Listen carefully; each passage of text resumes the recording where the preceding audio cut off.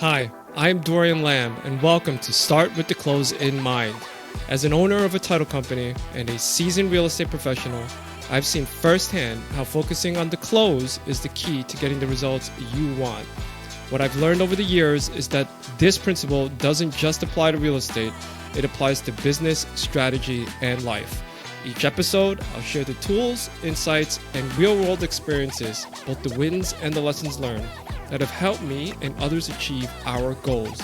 I will also bring on some of the most successful business minds across industries to uncover how they approach deals, decisions, and success by starting with the close in mind. Welcome to Start with the Close in Mind. Let's dive in.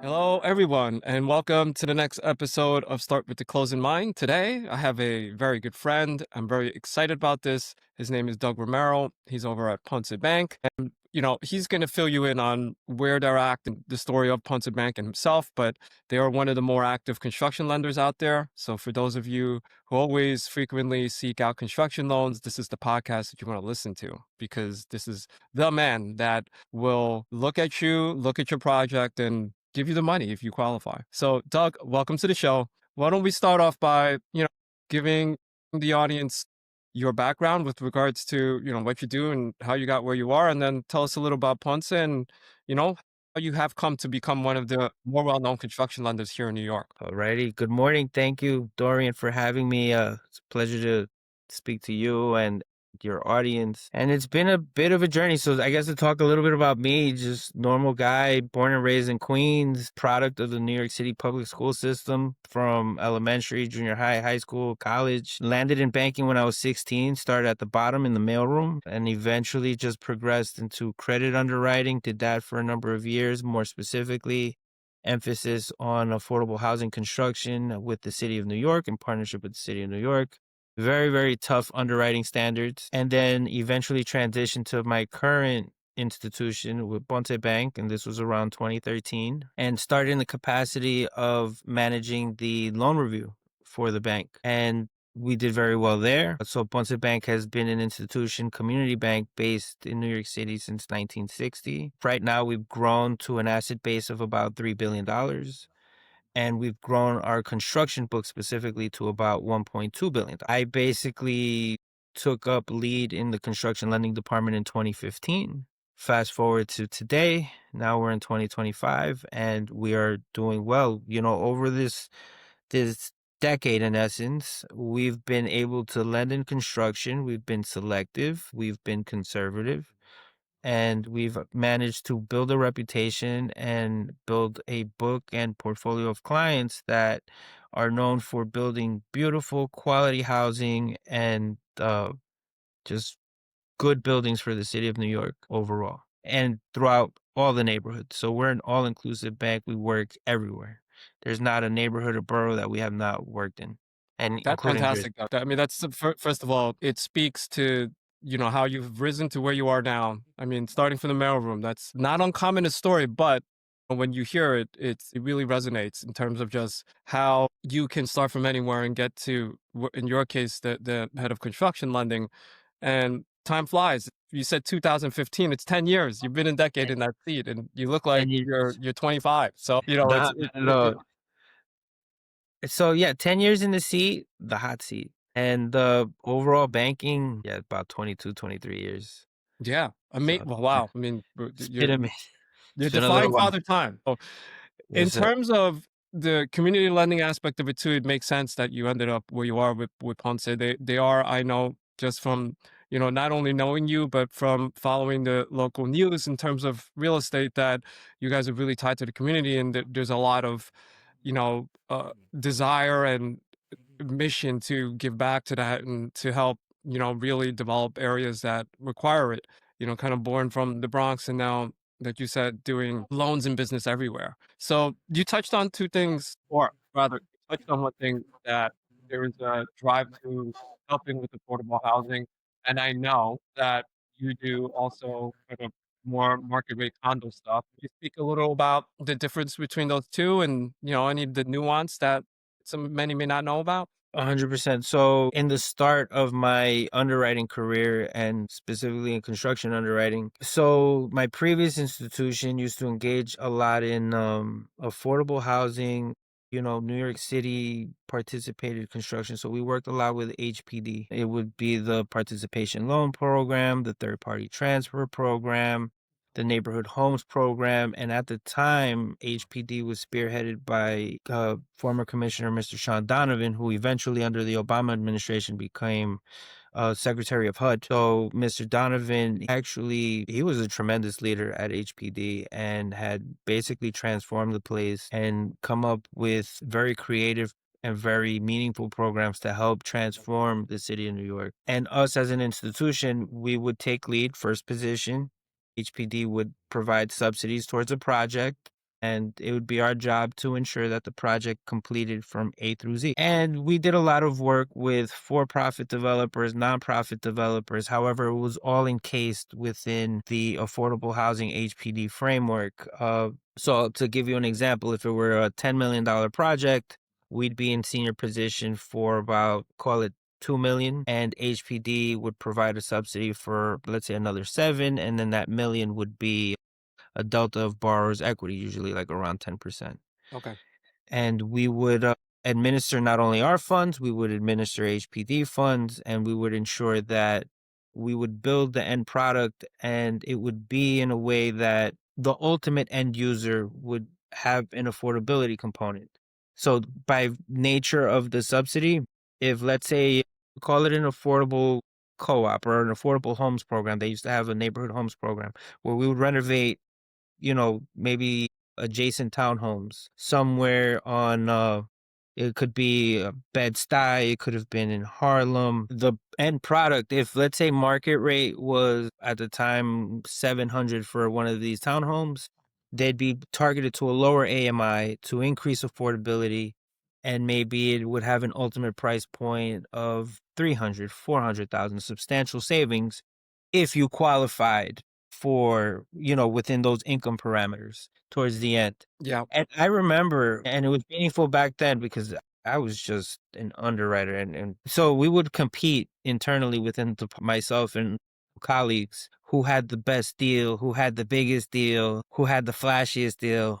And we would race to who did the most production, in terms of number of deals underwritten and approved. Very important. And I was just excited. I was happy. I was learning. And in the end, the chief lending officer back then and some of the loan officers in the bank, we would visit, the ribbon cuttings, the opening of the project, and you meet the families that essentially are slated to move in. And they were working class families, were, just our neighbors, and, Yeah. super thankful. They're like, man, our dream to own a home happened because of this program and because of banks like you. And that added so much meaning to the underwriting because now you're beyond the numbers. You're Yeah. beyond the So not analysis. only do you get to see it, you get to feel the impact that you're making. Correct. That must be Correct. something that you can't really Right. describe or replace, right? So Correct. And that was affordable, and it continued on even to the market rate, more so what we do now. We do both at Ponce Bank. We have worked and closed deals with HPD. Very proud of that. And then we also do a ton of, I don't want to say it's ultra luxury, but we do it all. We do it yeah. all. From that affordable to some of the higher end luxury stuff that you'll see out there. Yeah, and I think that's important to highlight because you now have underwritten and understand the differences along, a full gamut of development. So, you're a good person to ask this question. What is it? Because remember, this podcast is start with the close in mind. So it's about the lessons that we learn from going through the closings and deals that we go through and helping to give the lessons from that to the audience so that, for the most part, they know what they're getting into and they know what they need to do in order to prepare themselves better for either seeking out a loan in your case or just closing deals overall. So, what are the things that makes a great developer in your eyes? What are some of the red flags? What are some of the positives? Like, what would you say is something a developer should know in order to be able to make closing seamless and also ultimately get the loan? That is That's a wide spectrum, and individuals and developers vary vastly and personality type. So I guess to segment it in terms of personality type, the individuals that I enjoy working with the most and the ones ideal are individuals who are not afraid to roll up their sleeves. I've met developers that are totally uninvolved in their project. They just, let's say they have a pot of funds or equity and they're a bit whimsical about their project. So if you sat down and interviewed with them and you asked them specific details about, the budget, geotechnical issues, are there any obstacles, hurdles that we need to get past, your access agreements in place, like what's really happening? What can we expect with this project on this site? What are, talk to us about some of your due diligence there. And you can tell very quickly when someone gives you a generic answer and says, oh, my engineer's working on it, or my architect, or this and that. Sometimes the better developers, the ones that I prefer, will sit down and tell you, I've already interviewed my neighbors. We did all the geotechnical reporting, went through all the borings. We actually did extra borings just to be sure that we're not going to hit any bedrock, any groundwater. We're confident with the soil type. Do you need any pots? Right. So just to get into the actual constructability of it, do you need any piles, any underpinning required? Again, access agreements are very important. What's your relationship with the neighbor? Is that already worked out? When you don't get that level of detail, that in and of itself becomes concerning because Show preparedness. show preparedness and in genuine interest, and like you have to love what you do. If you're not that into the weeds, we can tell. And again, if you don't care about your project, why should we? And for us, it's particularly risky because now we have to invest in this project, right? That's the whole point of this and the expectation. And it's my job to convey to executive leadership and our regulators that we're investing with confidence. And here's why. We start building our file. And I think that's important and something a developer needs to keep in mind, that we have to answer for every loan that we do. And we need you to be on point in order for us to be on point. Yeah, you bring up and highlight some very, very good things there. One of the things I heard from you and your team is, and it's the realization that you are investing in the project, right? So however high you come up on the loan, whether it's 60, 65, 67, 70%, that you're in essence the biggest investor in the deal, right? So I think what you're highlighting is that it is not always about just the deal itself, right? Because sometimes people get caught up. Amazing deal, like you have to give me the loan on it. But many don't realize is you are the main representative of such development. In a way, you're underwriting that individual as well, not from a pure financial standpoint, but from a partner standpoint, where there's some level of trust that needs to be developed, being that you're going to be the biggest investor into it. And then also that you need to know no project goes exactly according to plan. So you need to know who's prepared for that based off of all the things that you indicated between the soil, the groundwater, and everything, the underpinnings, neighbor access agreements is huge. How many stories do we hear about nightmare access agreements, right? Yeah. So I think there was one recently in the news that just came about in terms of just the feeling that you just filed at 881 and here you go, you have access, right? But it's a lot Yeah. more complicated than that. 100%, Yeah. 100%.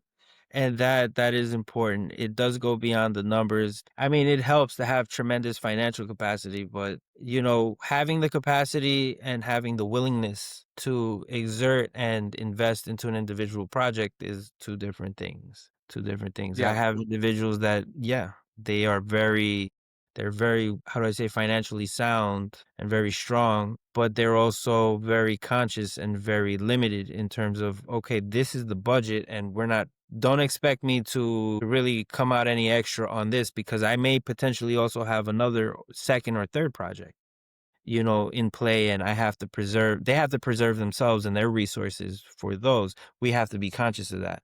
I'm very big on well-capitalized budgets with contingencies, all for the current project and I need to lock these funds in for this project because, right, money's fungible. It's available one day, not so available the next, Yeah.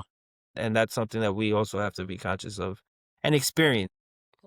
Experience matters to what you were saying. If in the event unforeseen comes up, do you have the experience to troubleshoot, pivot, you know, come up with alternatives? That's all important. Yeah, you brought up a good kind of question for me to ask here, which is how much does it factor in? Is it part of your questionnaire or screening with regards to how many projects are you in? Are Yeah. you in other projects? Yeah. And typically, what's the thought process there, right?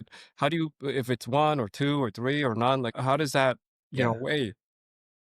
It just makes underwriting a little more complicated, but yeah, it's like a must, right? Because you do meet professional developers who are working on multiple projects. So now you have to go down the line. Kindly list all active development projects, who your current lender is. For example, something as basic as ascertaining interest reserves. How are you servicing the debt for those other developments? How do I know that you're not paying out of pocket to service that other debt? So you're essentially showing me funds that are potentially being outlaid towards other projects. So we do have to dive a little bit into that.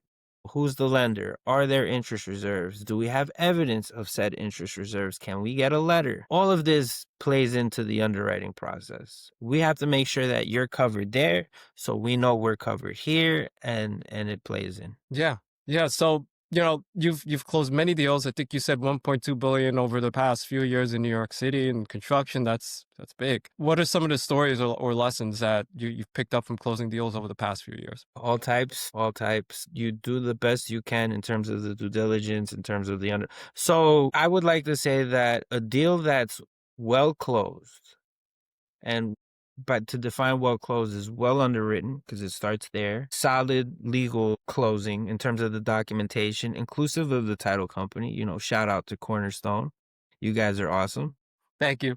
A deal that's well closed is already 50% collected. So let me start there. That's why we have to invest in and emphasize, the underwriting and the due diligence process, and then post closing, the monitoring of it. Say, okay, we're set. We just have to now follow through with the plan. The Doug, only thing, not yeah, to interrupt, but I think that's important what you just said. A deal that's well closed is, what'd you say? 50%? 50% collected. 50% collected. 50% So I'm collected. going to say it again for the audience, right? So it's a deal well closed is already 50% collected. That's a 100, quote right there. So either 100%. elaborate on that if you were already going to. Sorry, I didn't mean to cut you off, but I thought that was really important to highlight. Thank you. Thank you. Yeah. Yeah, that's something that I'm a believer in. A deal that's 50%, that's well closed is already 50% collected. And what I mean by that is that if in the event that we run, so 50% collected, we did solid underwriting, we saw the plan through. Now it's just bringing to fruition what we already know, in terms of rental projections, in terms of sales projected. Now we just have to see the other half through. We have to, see it through and realize it. And we're going to flip the loan, convert, or sell out, and achieve everything that we projected, all because we did really good work and we invested ourselves in the beginning. In the worst case scenario, where now we're in a default situation and we have to take alternative action from, declaring default, potentially selling the paper, selling the note, right? It's officially non-performing. If you have good documents, it becomes a lot easier for an investor to take over the reins and say, okay, I'll go through this process of foreclosure. You have really good documents. You did really good underwriting. We can fill in and take this over. Even if it's a mezz loan, right? The mezz lenders even appreciates it. If there's happens to be a mezzanine loan, they come in, they effectuate their assignments of ownership, and they have really good documents to support them. So that's what I mean by 50% collected. You do really good in the first part, up until closing, and then it just makes life a lot easier That later on. that's really good insight right there. What are some of the more fun stories? And I've heard from you in terms of going back to we're the biggest investor here. I like that every once in a while you'll pop in. Yeah, You'll go to the site unannounced and say what's going on, right? And count right. the porta potties and that sort of stuff. Give us one of those stories. Yeah. So, you know, and he's a great guy. My colleague and chief lending officer, Yanni, he says it to people all the time. He says, we're the major investor here on every project. And that is true. That is true. I know A lot of developers don't see it that way. They view us as a means to an end, especially because it's really their brainchild and they put it together and they took all the initial risk with site acquisition and pre-development and all that. But ultimately, when it comes to the grand scale of the project, the bank fills in, the majority of the capital needs. So in terms of horror stories or just trench warfare stories, I don't even want to say horror stories, trench warfare stories. You see it all. You see it all. We have projects of certain size, call it 150,000 square feet. It's more on the larger end. On a project like that, in a perfect world, I'd love to see 100 workers on the building. And we'll show up to site inspection, and usually those are scheduled. So we'll see a good amount of workers. Meanwhile, to I think what you just alluded to, the porta potty, benchmark, you only have one or two. How could you accommodate this level of workers consistently? You only got two of these. So it's usually like, one to every 4 or 5 workers, what have you. So yeah, it's easy to put on a show when we get there, but are you consistent? And I like to bother the project managers when I visit the site. And then also, other nuances, even just the closing, and I'm gonna harp a little bit more on this because, I'm speaking to you, but the need for a good title company is just huge. It's huge. The banks, and it's something that we're considering more and more, maybe creating a short list because there's a lot of title companies out there, and title companies are very important. They give insurance and they ensure that the title and everything the lien is perfected. I've run into instances, I think the scarier ones, not so much as of right. I've seen it get complicated to the extent of like air right transfers. Those can get pretty sticky, very complicated. You're very reliant on a competent counsel. We have a great attorney. I'll shout them out. Eric and Jane, Usinger Law Practice, great people. So we had an instance one time that there was a transfer of air rights. A developer had purchased air rights from an adjacent property and the title company didn't pick it up. We didn't really impose a title company. It was left to the bar and the bar's attorney to select. Our attorney picked up the fact that they were transferring air rights, conveying it to us for usage of our lien. However, they could not identify or were not able to provide evidence of a lien release from the adjacent property. There was apparently a lingering mortgage. It was tiny. It was relative to the size of the project. It was maybe like 50,000 outstanding balance. It was on the verge of getting paid off. Right. That mortgage was initiated by, I believe it was like WAMU. And WAMU, we all know, no longer exists. And now you have to go chase and provide evidence of a mortgage release from an institution that doesn't even exist anymore in order for us to perfect our lien position on these air rights that we're essentially transferring to our subject. Our counsel picked that up. Title didn't pick it up. So that's a scary situation. And thankful that we have competent counsel to do that. But, what happens in the instances where things like that aren't picked up, and we only know what we know. Yeah. We've closed a lot of business. We've done a lot of deals, thankfully all successful. But, these are things that come up and they leave you thinking like, how do we best protect ourselves and guard from situations like this? It's essentially needles in a haystack, and you don't know where the potential, because everything's good until it's not. Everything's okay, and all of a sudden a grenade goes off, you lose a limb or worse. That's the scary part with the lending side, and it's scary for everybody involved. Yeah. Look, what you're highlighting is the level of commitment that a construction lender is participating in, and any money that you give anybody is always important. But when you get to $1 billion and $1 billion plus, these are the type of things that are in the back of your mind, because these are the things that, like you just said, you know what you know, or you don't know what you don't know. And I think what you are highlighting is the importance of having the people on your side and the professionals on your side in order to help you close the deals. In going back to your original quote, a deal well closed is already 50% collected, right? So it's the importance of having the right, in your case, lender, attorney, and the desire to have the right title company. And quick pause on that. I'll frame that a little more, but that the importance of that team in closing is what really helps you at least sleep a little better. Sleep perfectly because you have all this money out and you have to have all these projects perform.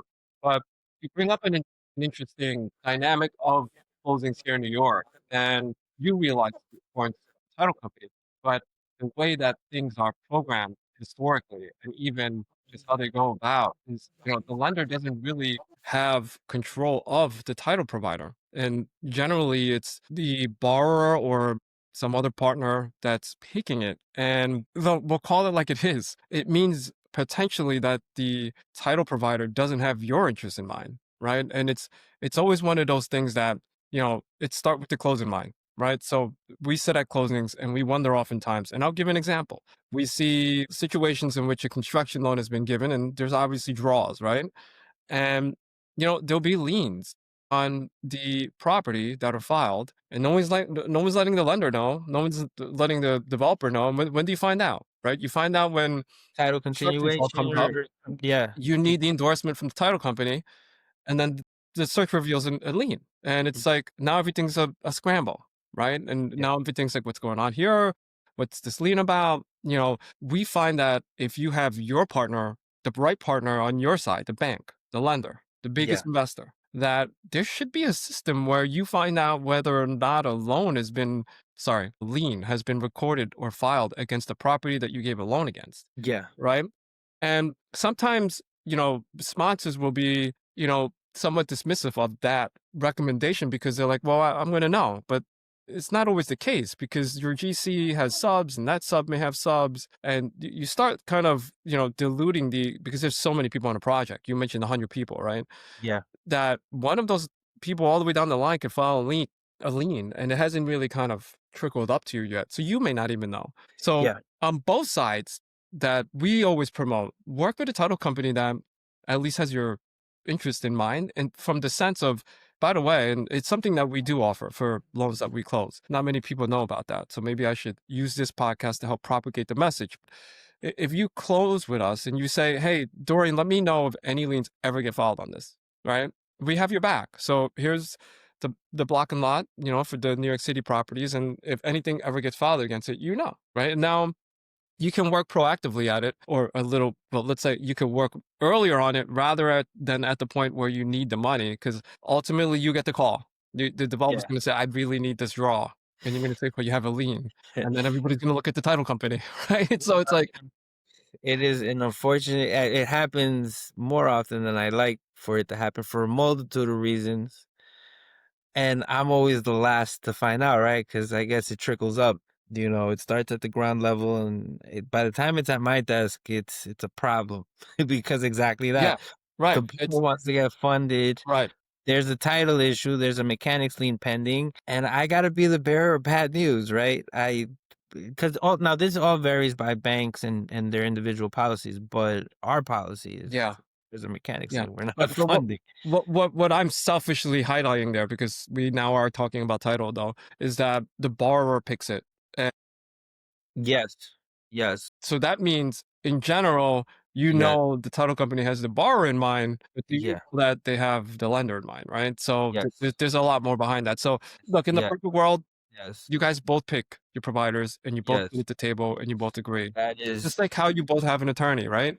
So yes, yes. And I don't want to go down that rabbit yeah, hole, yeah, we won't use this platform for that. But but we're highlighting the importance of it. And then I don't want to discount this, but who would have ever thought that one of the tips to come out of this conversation for those listening is that the porta potty, the kind of the incident. trick, It's like, yeah, who would have thought that you would have learned in this podcast that, hey, you're not fooling anyone if you have 100 people there and you have 4 porta potties. Like they just know that that's not possible for a long run. So for those of you out there who are trying to do that, make sure you got the right porta potties to show that you have the right the workers on right the count. site. The right count. Yeah, and that's for lenders, if they pull that song and dance, hey, we have 100 guys on site. Meanwhile, there's one porta potty out there. No, no, they don't.